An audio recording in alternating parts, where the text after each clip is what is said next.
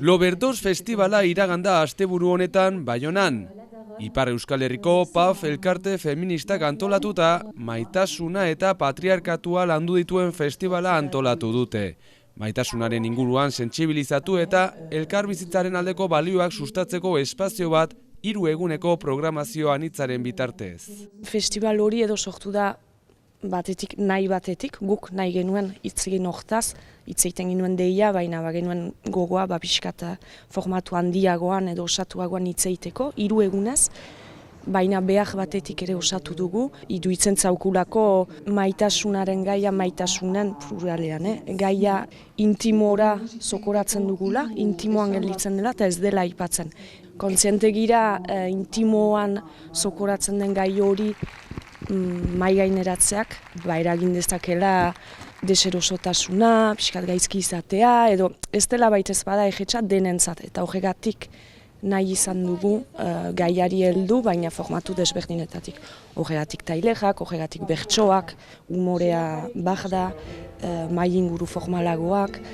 Pentsatuz, gaiari behiratu nahi duenarentzat izanen da aukera eta bide desberdinetatik, eta horra albezain bat jende unkitzeko asmoz. Maitasunaren gaia asko landu ez bada ere, azken urteetan geroz eta gehiago lantzen den ardatza da. Esango nuke gero eta gehiago. Duela 20 urte maitasunaren gaia oraindik pixkat arraroa zen, feminismoan ere bai, baina azkenengo 2 hamarkadetan gauza asko egiten ari dira, bai teoria, bai saiakera moduan edo ikerketa moduan, baina baita bai komikiak, performanceak, monologoak.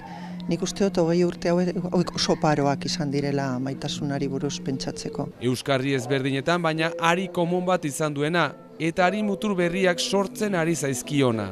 Nik uste dut badagoela lerro iraunkor bat dala pizka bat deseraikitzea edo kritikatzea maitasunaren ideologia hori, romantizismoa eta hori, baina gero sortzen ari dira bai alternatiba desberdinak. Ez da azkenengo urteetan polimaitasunari buruz asko hitz egiten da, anarkia erlazionalaz ere gaur egun asko hitz egiten da.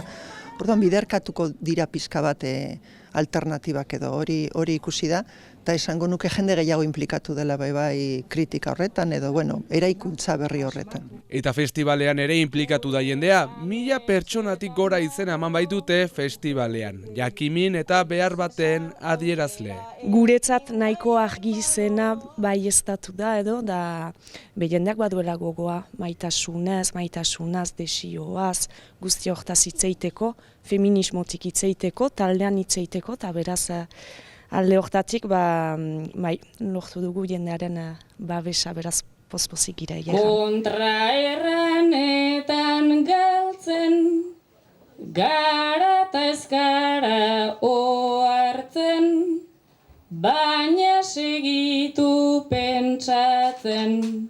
Lortzen badugu bakoitzaren barnean, behintzat erantzunak ez baldin badira ere, behintzat galdera batzuk saharaztea, hori ongi da, galderen bidez aintzinatzen girelako bizian, galderen bidez aldatzen direlako gauzak bizian, eta gu komentzituak gira maitasunaren esparruan ere gauzak aldatu behar direla. Eta aldaketa hori sustatzeko lanean jarraituko dute, naiz eta Loberdos festivala berriz ere formatu honetan egingo den ez duten zehaztu.